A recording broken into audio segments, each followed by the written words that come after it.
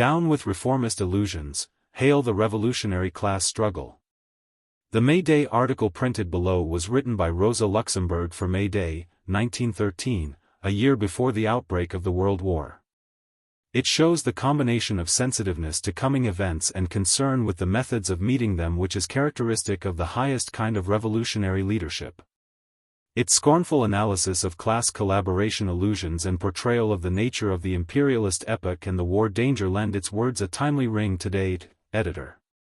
When May Day demonstrations were held for the first time, the vanguard of the International, the German working class, was just at the point of breaking the chains of a disgraceful exception law and of entering upon the path of a free, legal development.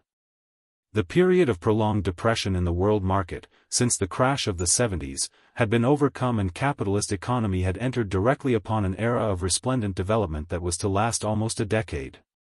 Likewise the world had recovered, after 20 years of uninterrupted peace, from recollections of that war period in which the modern European state system had received its bloody christening. The path appeared free for a quiet cultural development. Illusions, hopes for a peaceful settlement between capital and labor sprouted forth luxuriantly among the ranks of the socialists. Proposals to hold out the open hand to goodwill marked the beginning of the 90s, promises of an imperceptible, gradual evolution into socialism marked their end. Crises, wars, and revolutions were considered outworn theories, mere swaddling clothes of modern society. Parliamentarism and trade unionism, democracy in the state and democracy in the industry were to open the gates to a new and better order. The actual course of events played frightful havoc with all these illusions. In place of the promised mild social reformist development of culture there has set in since the end of the 90s a period of the most violent, extreme sharpening of capitalist conflicts, a period of storm and stress, of crashes and turmoil, of tottering and trembling in the very foundations of society. The 10-year period of the economic upward curve of development was compensated for in the following decade by two world-convulsing crises. After 2 decades of world peace there followed in the last decade of last century 6 bloody wars and in the first decade of the new century 4 bloody revolutions. Instead of social reforms, sedition bills, imprisonment bills and jailings, instead of industrial democracy, the powerful concentration of capital in cartels and employers' associations and the international practice of giant lockouts. And instead of the new upward development of democracy in the state a miserable collapse of the last remnants of bourgeois liberalism and bourgeois democracy. In Germany alone the destinies of the bourgeois parties since the 90s have brought the rise and immediate hopeless dissolution of the National Social Party, the breakup of the liberal opposition and the reuniting of its fragments in the morass of reaction, and finally the transformation of the center from a radical People's Party to a conservative government party. And the shifting in party development in other capitalist countries has been similar. Everywhere the revolutionary working class today sees itself alone confronted by the compact, hostile reaction of the ruling classes and by their energetic attacks, which are aimed at them alone.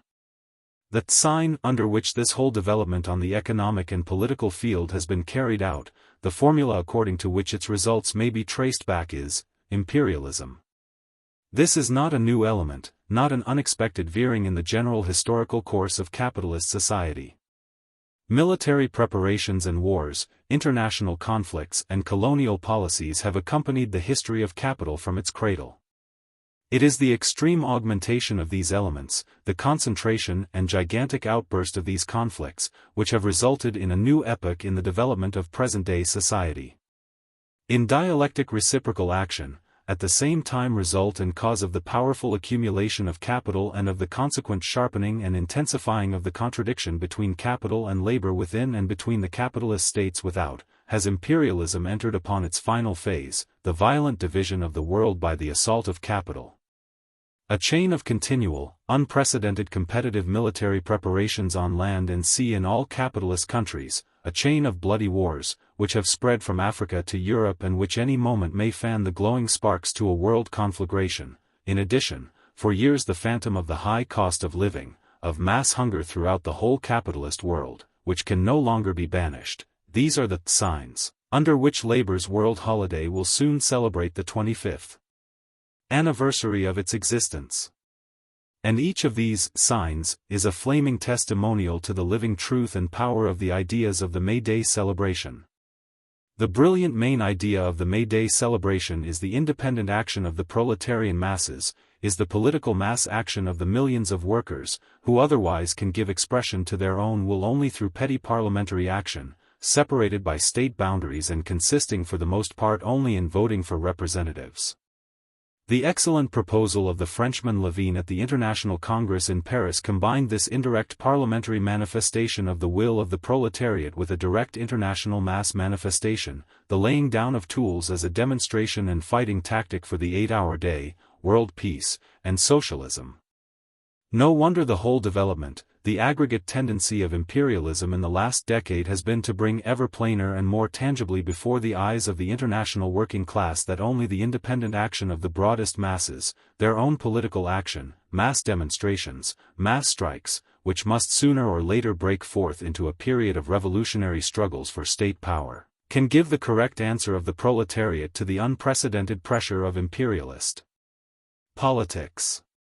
At this moment of frenzied military preparations and of war orgies, it is only the resolute fighting stand of the working masses, their ability and readiness for powerful mass action, which still maintains world peace, which can still postpone the threatening world conflagration. And the more the May Day idea, the idea of resolute mass action as demonstrations of international solidarity and as a fighting tactic for peace and for socialism even in the strongest section of the international, the German working class, strikes root, the greater guarantee we shall have that from the World War, which will inevitably take place sooner or later, there will result an ultimately victorious settlement between the world of labor and that of capital.